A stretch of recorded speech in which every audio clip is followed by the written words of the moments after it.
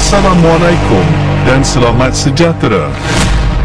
Apabila disebut piramid, semua orang tahu. Tapi, ramai orang akan gelingkan kepada apabila ditanya tentang Stonehenge di England. Sebenarnya, mereka tahu Stonehenge itu memang wujud, tapi misterinya ramai yang masih tidak tahu.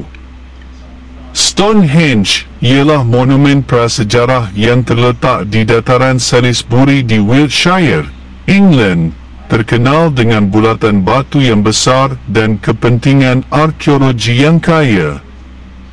Stonehenge adalah salah satu tapak arkeologi tertua di dunia dan dibina tidak lama selepas piramid besar Giza, sebelum Empayar Rom terbentuk. Ia terletak sekitar 93 batu atau 150 km barat London. Stonehenge ialah salah satu monumen prasejarah yang paling terkenal di dunia, dibina dalam beberapa fasa antara 3000 SM dan 1520 SM.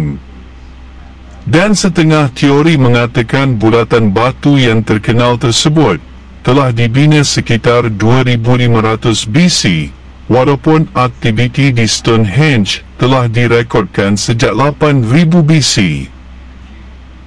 Ia terdiri daripada susunan bulat batu sarsen yang besar dan batu biru yang lebih kecil.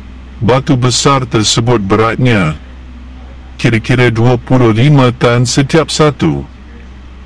Tapak ini terletak kira-kira 2 batu atau 3 km barat Amesbury dan 8 batu atau 13 km utara Salisbury. Monumen prasejarah yang unik ini telah berdiri selama beribu tahun dan telah dibina dalam pelbagai fasa. Malah semasa era awal Stonehenge, dipercayai bahawa tiang paingnya telah dipasak ke dalam tanah untuk tujuan ritual. Sebagai mengiktiraf sejarahnya yang luas dan terkenal, Stonehenge telah dilabel sebagai tapak warisan dunia pada tahun 1986. Pada saiz sekitar 280 juta kaki persegi atau 26 juta meter persegi, tapak ini terdiri daripada landskap yang luas di atas padang hijau. Bulatan batu itu sendiri berukuran 300 kaki atau 91 meter diameter. Tiada siapa yang benar-benar tahu mengapa, untuk apa, Stonehenge tersebut dibina. Dan tujuan Stonehenge dibangunkan masih kekal sebagai topik perdebatan di kalangan ahli sejarah dan ahli arkeologi. Tetapi mereka percaya Stonehenge mempunyai pelbagai fungsi, termasuk sebagai tapak upacara, tanah perkuburan, dan mungkin sebuah balai cerap astronomi. Penjajaran batu dianggap sepadan dengan pergerakan matahari, terutamanya semasa solstis musim panas dan musim sejuk. Tetapi, cerita sebenar mengapa monumen itu dibina masih tidak diketahui. Biar apapun misteri yang tersimpan, biar apapun rahsia besar yang tersembunyi di sebalik pembinaan Stonehenge itu, masih tetap ada kebenaran di sisi Islam. Stonehenge terbina bukan untuk tujuan yang telah disebutkan sebelumnya. Kesemua pengisian-pengisian yang dilakukan oleh manusia purba waktu itu di Stonehenge itu hanyalah semata-mata pengisian yang mereka lakukan sesuai dengan keadaan, penghidupan, survival dan fahaman waktu itu. Keberadaan Stonehenge menurut Islam, mengikut ulama, sebenarnya ada kaitan dengan kejadian-kejadian akhir zaman, iaitu Yajuj Majuj dan Dajjal.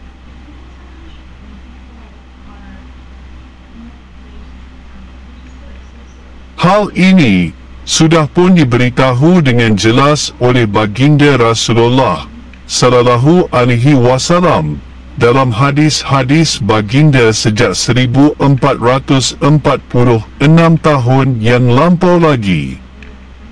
Cuma mereka yang kufar ini sahaja yang tidak mahu menerimanya.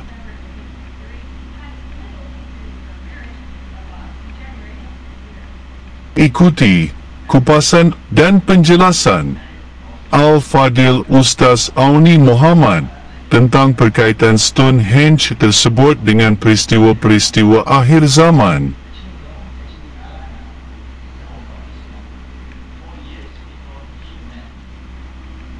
Mereka dulu dah serang-serang gereja, mereka dah serang pedri-pedri, mereka dah serang kependetaan. Sebab mereka duduk di Jerusalem, mereka jumpa satu benda. Tak bawa ke Sulaiman, zaman Nabi Sulaiman tu, buku-buku sihir. Inilah digambarkan harta dalam filem National Treasure, lakonan Nicolas Cage tu kan. Mereka dah bawa balik kitab-kitab sihir tu. Hak teras dia aliran Kabalah tadilah. Bentuk-bentuk ritual, okult dan penyembahan bagaimana nak berhubung dengan iblis, syaitan dan dajjal. Jadi akhirnya kerenah-kerenah mereka ni dapat dihidup oleh raja-raja di Eropah. Akhirnya atas campur tangan orang-orang terpenting 1307, Raja Perancis Philip de Bell mengumumkan penangkapan anggota-anggota Knight Templar. Gabung pula dengan Pos Clement. Pedri masuk serta, gereja masuk serta, menyokong Raja Perancis tadi, maka ditangkaplah. Tangkap ramai. Lebih kurang selang 7 tahun kemudian 1314, Grand Master dia iaitu Jacques de Molay. Jacques de Molay ni dihukum, lalu dia mati. Kemudian geng-geng hak lain ditangkap tu dibicarakan.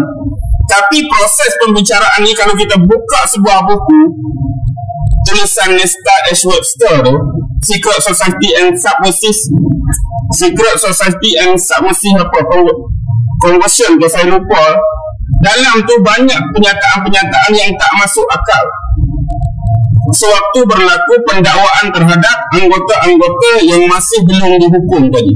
Tapi walaupun demikian, hakikatnya ada mereka yang berjaya lolos dan lari. Mereka berjaya lolos di bumi Eropah, lari di bumi Eropah, agak-agak nak pergi tempat mana paling selamat.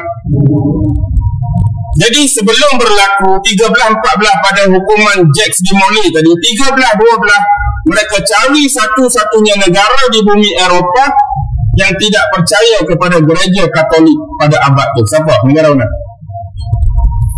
Satu-satunya negara yang tidak percaya kepada gereja Katolik ialah Skotlandia. Scotland. Mereka pergi ke Scotland, minta perlindungan. Siapa Raja Scotland masa tu? Robert de Bruce. Robert de Bruce lah lindungi mereka. Akhirnya mereka bergabung dengan siapa? Di sini dah start. Mereka nak bergabung dengan geng-geng hak datang daripada banjaran Kaukasian, banjaran Eurasian, hak keluar daripada tembok Zulkarnain. Hak keluar daripada tembok Zulkarnain dah keluar, mereka naik ke arah utara. Kemudian mereka jadi orang-orang Viking, kawasan negara-negara Skandinavia. Ingat orang Viking, pelaut yang hebat. Lalu lama-kelamaan mereka tukar sejarah di sini. Asal mereka bangsa lain, asal mereka Normandi dengan Celtic, tapi kemudian mereka tukar sejarah. Mereka katakan mereka sebagai berbangsa Anglo-Saxon. Jadi bila mereka jadi Anglo-Saxon, mereka tinggal di tanah besar ni. Mereka jadilah tukang-tukang batu, tukang-tukang pembina, bergabung pula dengan geng hak lari tadi. Lalu terbentuklah Lost Freemason yang pertama di dunia, Scottish Rite. Inilah secara rasmi barulah dikatakan Freemason benar-benar wujud. Tapi benda hak bawa tu hak zaman Namrus lagi, isi Kabalah dia. Sebab tu siapa yang jadi ahli Freemason, kalau setakat naik pangkat, dia boleh ditabarkan di mana-mana lost seluruh dunia. Tapi bila dia dah masuk ke titik degree 33 tahap degree, dia perlu ditabarkan di Scotland untuk dapat PhD dia, PhD Freemason. Dan dia ada upacara salam, di belakang dia tu mesti ada gambar seorang budak. Gambar seorang budak pakai skirt pendek, skirt orang Scotland. Perlu apa gambaran budak di belakang? Perlu apa gambaran budak di belakang? Sebab tahap third degree ni perlu melakukan pemujaan, dan hak dia puja tu hauskan apa? Hauskan darah-darah dalam watak tadi, ada belakang. Watak kanak-kanak, watak budak-budak. Kenapa dulu kehilangan bayi, kehilangan kanak-kanak selalu dikaitkan dengan Vatikan, dan yang terlebih sedis selalu dikaitkan dengan istana Buckingham? Pernah tengok tak album Yugoslavia, album kumpulan Megadeth, Heavy Metal? Gambar depan tu seorang makcik tua duduk tengah padan, duduk jemuk. Sepatut jemuk kain, jemuk baju, tapi dia duduk jemuk apa? Dia duduk jemuk baby dalam keadaan terbalik.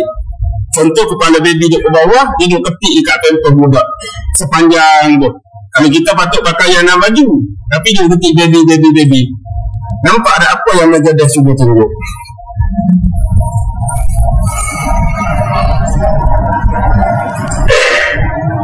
Faham budak ni? Pening sikit pun tak apalah. Cuba faham, cuba habam. Dia bermula di sini.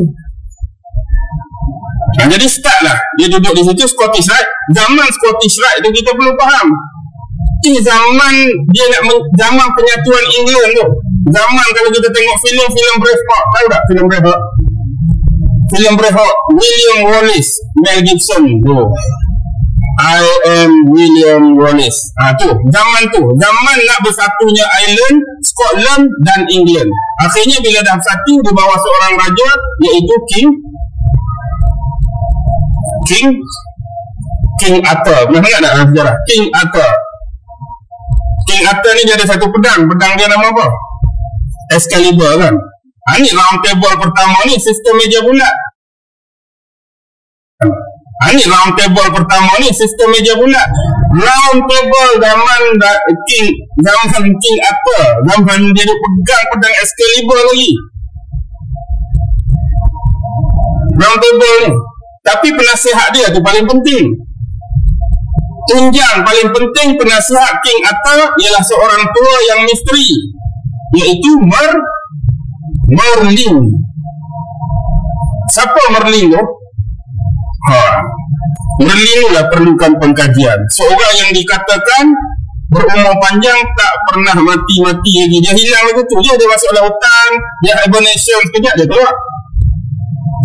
Dia ada keperluan, dia masuk dalam hutan, dia hibernation sekejap dia keluar. Ada setengah ulama contemporary berpendapat Merlin tu dah memang dajjal untuk zaman tu lah. Jadi peninggalan Merlin kita boleh tengok hari ni di pergunungan kawasan tanah tinggi Salisbury tu. Ada batu yang disusun tu, dia panggil Stonehenge. Tu tinggalan Merlin lah tu. Dia tu sebenar, kalau kita tengok kalau dari sudut saintifik, ada kata nak ukur ukuran matahari. Tapi yang lebih jauh, apa sumber yang ada bawah Stonehenge? Seorang pengkaji perempuan dari Amerika dah dapat detect ada benda di bawah kawasan batu di bawah Stonehenge. Kalau dia betul, memang dia ada terkaitan dengan satu hadis Nabi. Bila Ya'juj Ma'juj keluar, dia akan mencari sumber dia akan mendatangi sumber air. Okey, sekarang nampak dah. Kalau kita kira abad ke-12 tu naik Templar lah sebagai pemula, tapi di Gazette kita kira abad ke-18 lah.